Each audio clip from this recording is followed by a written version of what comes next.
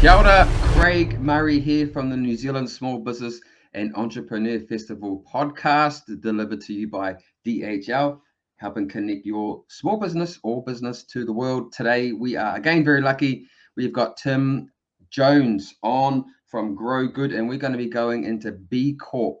So if you don't know anything about B Corp, you will after this podcast. So without further ado, I would like to bring in Tim.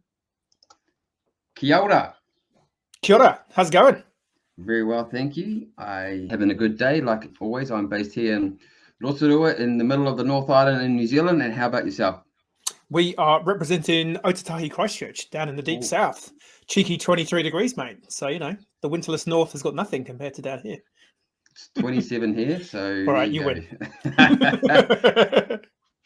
That's good. We're getting into summer. I love it. New Zealand's favorite time of the year, summer, leading up into Christmas. Camping, surfing, fishing, it's always good fun. Hey, so similar to all of the starts of our podcast, I really like our audience to get to know you a little bit.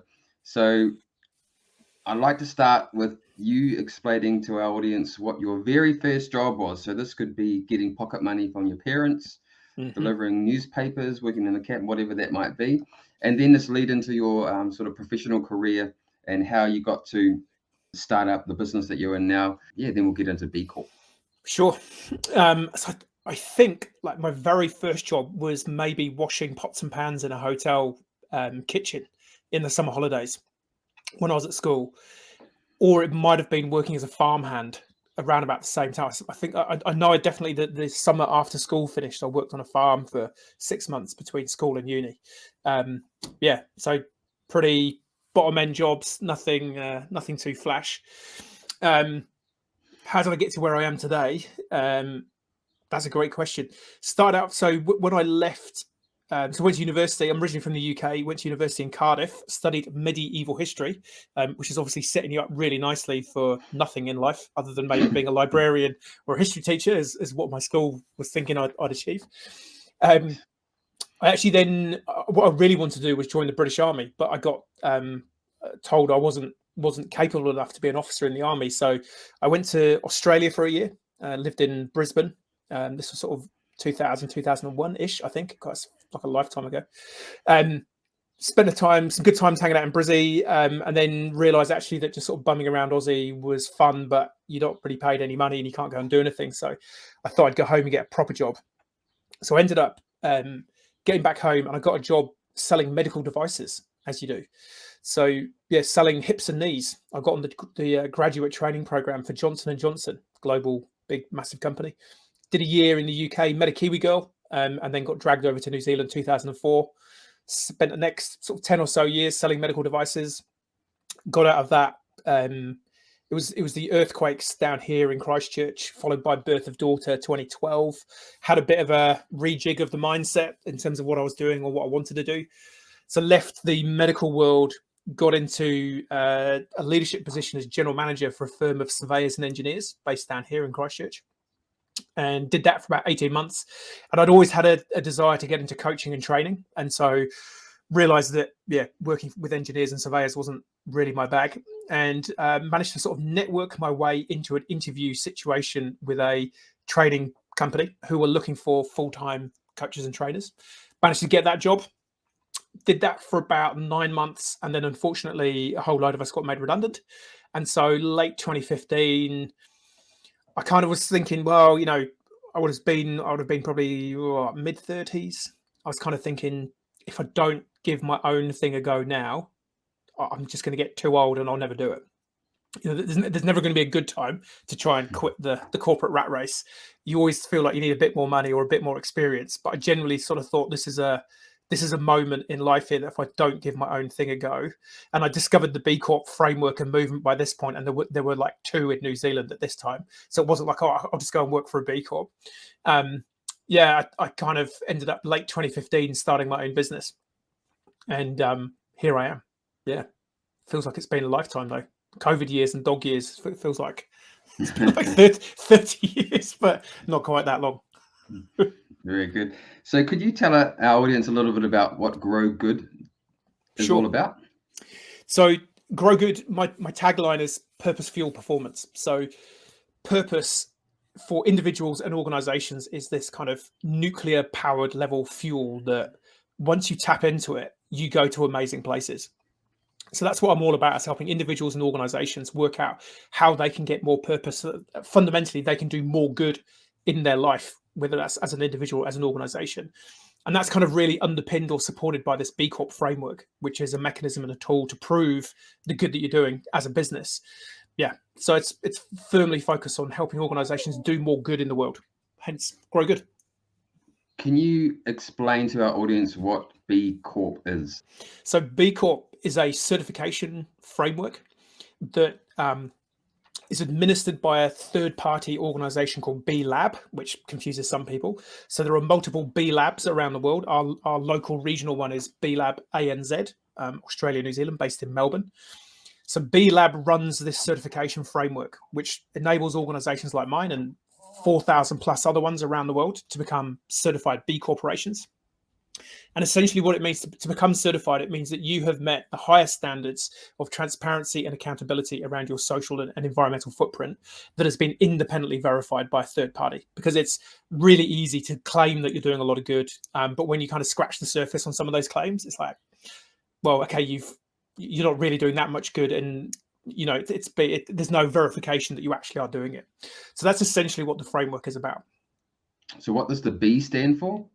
So the B stands for benefit. So the idea behind B Corporation is beyond making a profit. And so to become a B Corp, you have to be a for-profit business and you have to be in operation for more than 12 months. So the B stands for benefit. So the concept behind it is, rather than just providing a benefit to your shareholders, which is pretty much the only thing a business has to do, is trade within the rules and regulations, legally within the rules and regulations of your country or the countries you're working in, and are to run a profit. That's the two things you need to do as a business or as a business owner.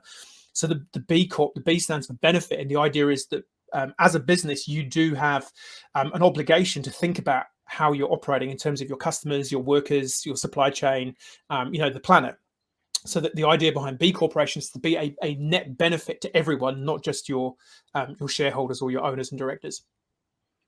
So for a small business out there now who may have just heard about B Corp or have been considering signing up, is that what you'd say it would be called? Yep. What is the value proposition for a business to become a B Corp? Yep.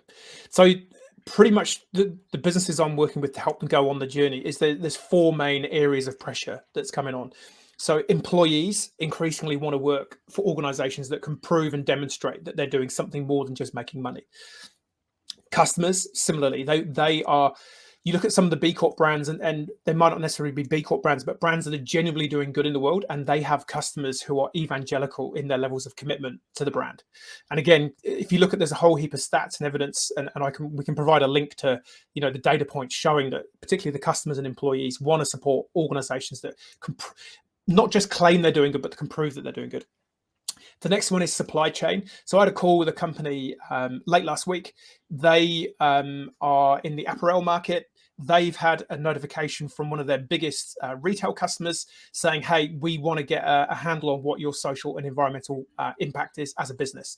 And they're sitting there going, well, we've started doing some stuff. We've started making some changes within the business, but we don't know if that's what you want and if that's enough. And so I had a conversation with them and I said, well, if you go down the B Corp route, you'll be able to basically go back to them with a report to say, well, this is everything we're doing. So supply chain is definitely putting pressure on, and that's coming from both ways. So looking at the big end of town, Synlait is a B Corp. And one of the reasons they started to look at that journey was because one of their biggest customers, Danone, which is one of the world's biggest companies, was certifying their companies one by one sort of globally. So there's supply chain pressures coming from that way, but equally we're getting more and more smaller businesses and bigger businesses certifying, and they're kind of putting I guess almost like reverse pressure on their supply chains or coming to their customers. So supply chain is a big one, but and also investors. Again, this was at the big end of town, but in May this year, ANZ Bank issued a $100 million what's called ESG backed loan, so environment, social governance backed loan, to Kathmandu, one of the biggest B Corps in our region, which is basically linked to them being a B Corp and increasing their B Corp score over time. So that's at the big end of town, but there is definite movement in the investment market, private equity. A lot of investors are now starting to go, well, great, you got a nice business and it looks like it's going to be really profitable, but so what? We want to know what you're doing around your social and environmental impacts, because you're kind of de-risking a business in terms of the investment side of things by knowing that it's not, ripping off customers or suppliers, or not being a complete, what's it in terms of its environmental and social impact. So the four main bits of every business that every business needs are all getting it and seeing that they want to work with organizations that can prove they're doing the good. How many businesses in New Zealand are already certified, and are you able to sort of name a couple of them? Or you just did one before, but totally. So I believe it's 48 currently. It is a bit of a moving feast because they come through fairly regularly, and it ranges of all sorts. At the big end of town, we've got Kiwi Bank as a B Corp. I've said Sinlay is a B Corp, Kathmandu is a B Corp, the Co-op Bank is a B Corp, Eco Store is a B Corp. But then we've got a heap of smaller businesses. Like we've got Flashworks Media based here in Christchurch, John Joe, pretty small team. We've got companies like Blacksmith, who are a leadership consulting training company in Auckland, small team. We've got Ngatahi Communications down here in Christchurch, Hannah. And then we've got, I guess, some medium-sized companies that would probably might be well known, like Banker. They do financial literacy for school kids. They're a B Corp. Etique, probably my favorite B Corp. The solid bar beauty, health and beauty products. Yeah, quite a mix. And you can go to bcorporation.com.au and you can search the B Corp directory for a list of all B Corps around the world. So once you are certified, anyone can go and see what points you've scored and where you are and what you're doing. So yeah, if you want to check out the list, check it out. I normally ask at the start of the podcast all of our guests what their favorite brand is and why that is. Have you got a favorite B Corp brand, and why that brand would be your favorite B Corp brand? Yep. And it probably would be Etique. So Etique, I think they were B Corp number 3 in New Zealand. So they were like way ahead of the curve. So before it's kind of almost become, okay, we're 48, but it is almost becoming a thing here. And we can talk about some of the numbers kind of coming through and what's happening there. But they've historically been the highest scoring B Corp in New Zealand since they certified, which is no mean feat to score highly on this assessment. But the thing that I really like about them is it's really hard to hate them. Like there are some brands that they kind of go, oh, look at us, we're on the path to carbon zero. Meanwhile, they've made a whole lot of staff redundant, or they're doing something really bad somewhere else. But the focus on the marketing side is, yeah, but we're doing something vaguely good over here.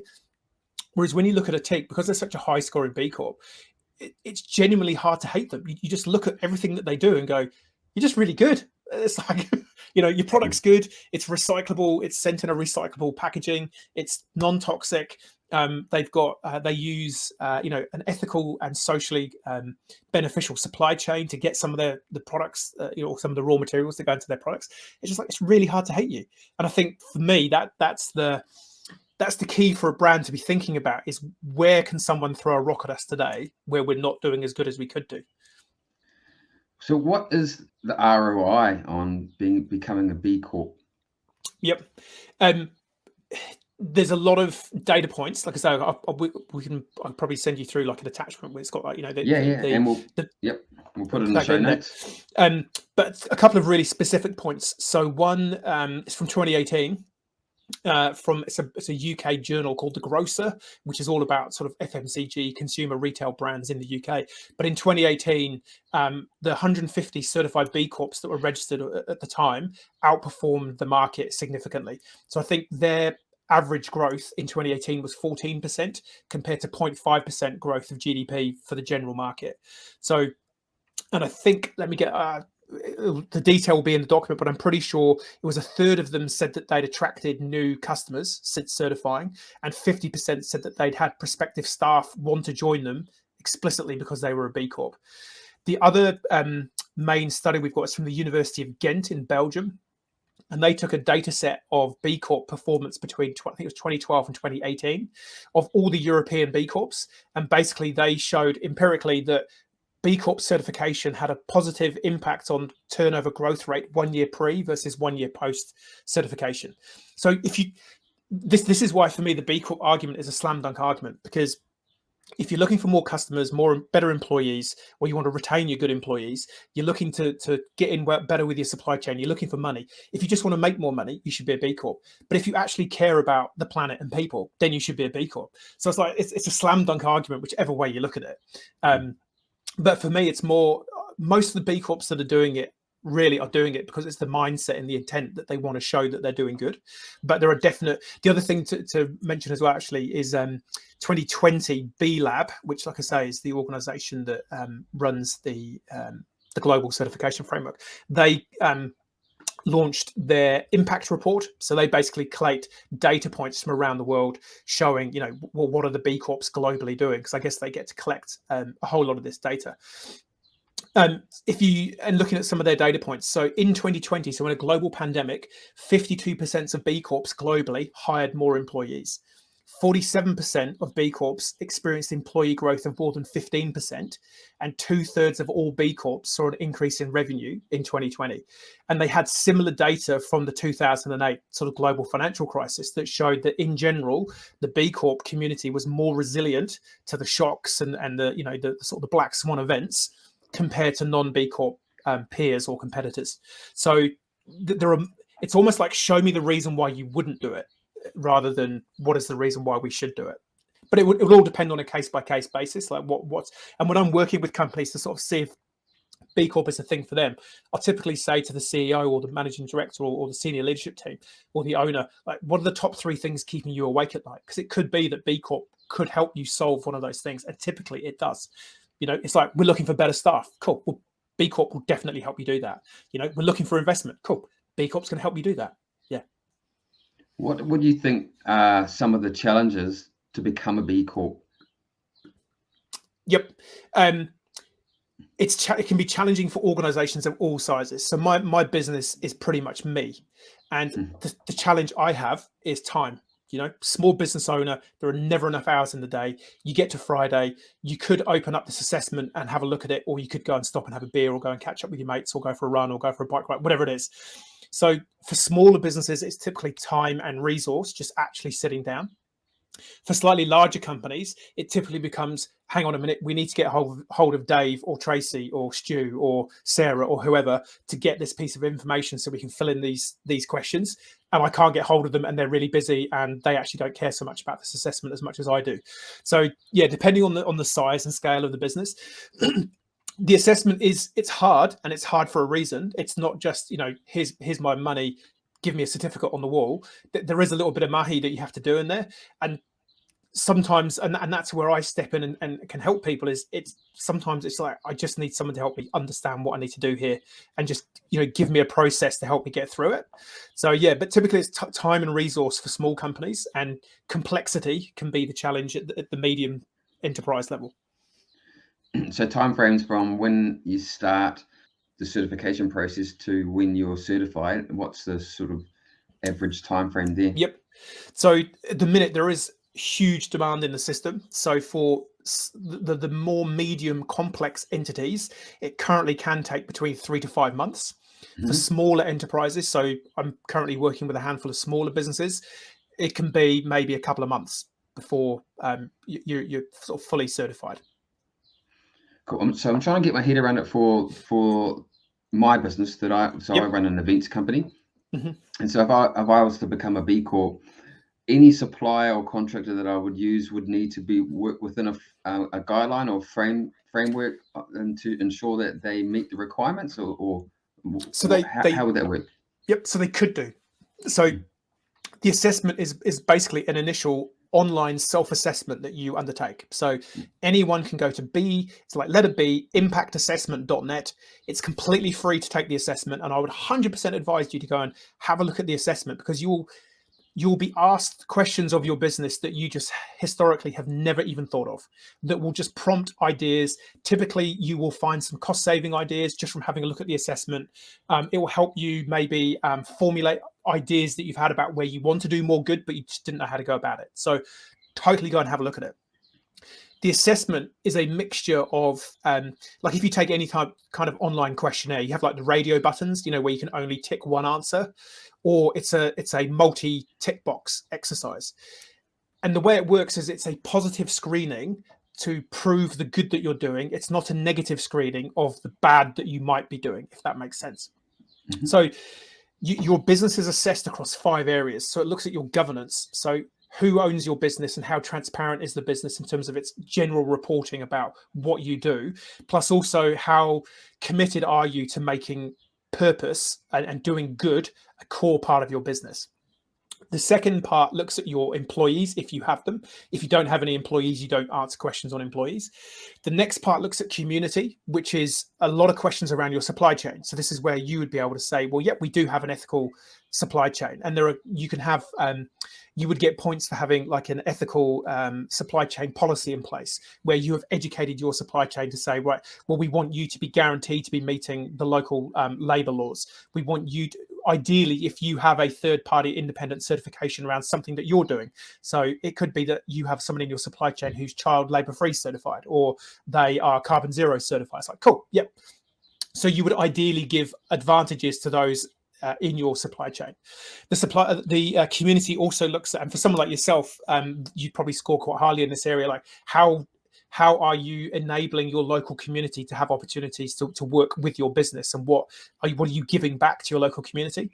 Then you have your environment, which is pretty much, your power usage, your carbon emissions, your water usage, depending if you have a product or a service. I'll talk about that in a second. And then the last area is your customer model. So what are you selling and to whom, and what benefit does that provide?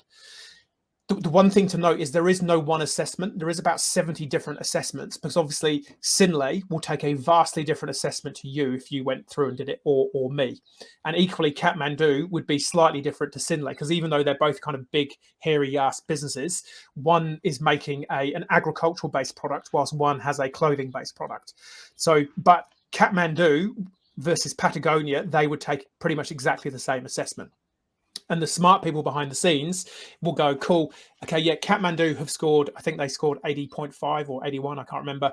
Like their score is, the smart people behind the scenes kind of put the algorithms and harmonize it all so that the scores are benchmarked against each other, although you have taken a different assessment, if that makes sense. Hmm. And so to certify, you need to score 80 out of 200 on the assessment. And people kind of go, well, that's easy. It's not even half marks.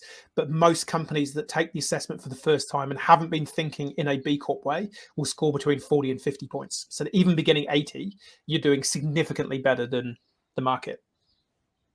So once I become a B Corp, how do I build that into my brand? So to say that, hey, look, I'm a B Corp, and this is another lever that you could potentially pull on to say, look, this we're for the better good for the environment and the people as well. Totally. And I think you've hit the nail firmly on the head, because there are some brands that do this better than others. And I think the challenge we have is, as Kiwis, we're pretty humble. As Kiwis doing good, we're even more humble. And in sometimes there's a real reticence to talk about the good that we're doing in our businesses. We kind of, I don't want to talk about how I help out down the local community centre, or we've given away some product here to a local, like we just do that, and that's cool. But I kind of feel right now we need more good news stories. And there's a really cool survey. It's called the Colmar Brunton Better Futures Report. And essentially they look at social and environmental issues that are dear to the heart of Kiwis. And pretty much year on year, they tell us what Kiwis care about. And then they ask you to identify brands that you see are making a difference. And Kiwis are really struggling to find the brands that can clearly demonstrate that they're doing more good than they kind of need to be doing. So there is a massive opportunity to be authentic in talking about the good that you're doing. And that's the key thing. People, and this is how you bring the consumer and the sort of talent attraction piece on the journey, is by authentically telling the story of the good that you're doing, that comes from that deep desire to do the good, which is the whole purpose piece. And this is the key. But we were sort of talking about just before we came on about the CMO podcast, the Chief Marketing Officer podcast. And this is the challenge, is there is a lot of what I call purpose light out there, where people are sort of talking about the rainbows and unicorns. Oh, look at us, aren't we amazing? But you scratch the surface a little bit, and actually it's a pure marketing exercise. Whereas again, someone like Atik, like Brianne, her whole mission, so Brianne's the CEO, her whole mission is to rid the world of plastic bottles and stop shipping water and toxic chemicals in shampoo bottles around the world. And that just manifests in everything. And you can see that sense of authenticity in the stories that she's telling and how she goes about her business. Whereas in other brands, it's kind of like, yeah, I kind of just get the sense that this is a marketing exercise. And that's why, for me, like baking the purpose into the organization, which is the B Corp framework, can help you understand where we're doing good and where we want to do more good. But and that's kind of like the logical part of your brain. It's like, okay, we can measure this. We've got report here. We can benchmark what we're doing. But the key is to bring that into almost like the spiritual or metaphysical part of it and go, well, but why do we care about doing that good? And who cares about the good that we are doing? And that's the loop you need to close as an organization moving forward into 2022 is, yeah, do that authentically. Tell the story, pull out the human story of the good that you're doing. It's a slam dunk. What sort of investment is it for a business to become or go through the certification? And is there an annual fee or monthly fee or something like that as well? Yep. So like I say, to go and take the assessment is completely free. And you can do the assessment as many times as you want. You only need to pay money when you want to have your self-assessment verified to get your little certificate to prove that you're doing what you're doing. And that's based on on a sliding scale of revenue. So depending on what your annual revenue is, there's a sliding scale. Again, I can get a link to that. Or I've got a snapshot of that, which we can put it in there. But it starts from like $1,000 a year. So the smallest business, I think it's up to 150,000 revenue, pays $1,000 a year. So you pay your certification fee annually, but you do the recertification process every 3 years. What do you think are some of the challenges for the B Corp in general? I think the two biggest challenges they've got, the biggest challenge is capacity in the system to get enough B Corps through. Like I say, capacity globally. So again, 2020, 25% growth in the B Corp community globally. So it's becoming a thing. That's one of the biggest challenge. I think in New Zealand, we're at a tipping point where, if you did the old family fortunes, we stopped 100 Kiwis in Rotorua and said, hey, B Corp, well, we'd get your wife, but we wouldn't have got you maybe a couple of weeks ago. So in terms of that consumer facing, recognition of the brand, I think we're still early days. But like I said, we've got Kiwi Bank who've just joined, and I know that they're wanting to work out how do they help spread the message. We've had Co-op Bank join recently. We've got some big organizations at the big end of town who've got some marketing clout, and I'm kind of hoping that they will get on the bandwagon and start getting the B out there and explaining to their customers and other stakeholders. Kathmandu did a really good job when they certified. I think it might have been 18 months ago. Like, they had the B Corp logo in all their stores, and they were pretty good at trying to tell people what it is and why we did it. And so the more we get along that, but yeah, those would be the main challenges. So how do you help a business who's going through the process? Yep. So I guess the best way to think about it is like you have to take an exam. I've taken that exam quite a few times, and I have a little cheat sheet of answers that I know what you need to put in. So really, it's about getting through the assessment more quickly. I lock you into sort of, right, we're going to be here at Tuesday at 2:00. You need to be there. We're going to go through another block of questions. So it's a bit of accountability. I've also got a ton of resources. So there's quite a lot of where a lot of small businesses struggle is, there are points on offer for policies and procedures. A lot of small businesses don't have that. Well, I've got a whole load of those. So it's like, as long as you're genuinely going to implement like a code of ethics, maybe there's only you and 2 part-time contractors, but it's like, hey, well, why not have one? Go and have that conversation with your 2 contractors and say, we need to raise our game and we need to be held accountable. So there's a whole load of policy documents, things like that. I guess the 2 most important things, though, is I try and make it a heap of fun, because it can be quite dry, just going through like 200 questions asked about your business. So we can quite typically, with smaller businesses, we work together as a cohort model. So you might be going through with 6 other similar type businesses. They might even be competitors, but hey, who cares? Like, you're going through this to be better and to see how you can do more good in the world. And quite often collaborating with competitors, in inverted commas, is where some of the real gold is. And we also build a bit of community around it. So we've got like a private membership group where people who we're working with and have gone through the process, they can connect, they can share ideas, they can share battle scars and war stories, and network and connect. If a business is considering it and just want to learn a little bit more, what was the website? So they can go and have a look at bcorporation.com.au. or they can go to my website, growgood.co, and there's a bit of information on there. I've also got an ebook called the What, Why, and How of B Corp certification, which I'm more than happy to put a link up or get that somewhere. Which it's kind of like my summary overview of like what is this movement, where did it come from, how do you go about it, and why should you do it? It's got some of the stats that we talked about a bit earlier on in terms of that ROI piece. We'll make sure that we put that in the YouTube and podcast host links and in the show notes and things like that as well, and on our website, which is nzsmefestival.com. So we're wrapping up now to our last question for you. So thanks so much for your time. What advice would you give a small business today who could be considering a B Corp? What's the step process you think they should do? Yep. I guess firstly, I'd have a real good look around your sort of business community. Check in with your customers, check in with your employees, check in with your supply chain, check in with the people that might be invested in you, or see if it's a thing. If you are in a consumer facing industry, or particularly sort of food, health and beauty, if you're an exporter, I would definitely be looking at this.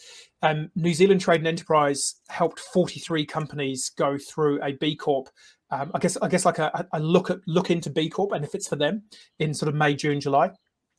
For a lot of those companies, they recognize pretty quickly that if you're exporting into North America or Northern Europe, it's not far away from B Corp becoming table stakes for you to be in those regions. So if you're an exporter, if you're in certain brand sectors or industry sectors, this is a thing now, and you should definitely be looking at it. Like I say, go and have a look at this. It's completely free to go and have a look at the assessment. You'll just find stuff. There'll be questions that you have not asked yourself. And it can be a really useful team experience just to have a look through the questions and go, oh, I didn't think that was a thing.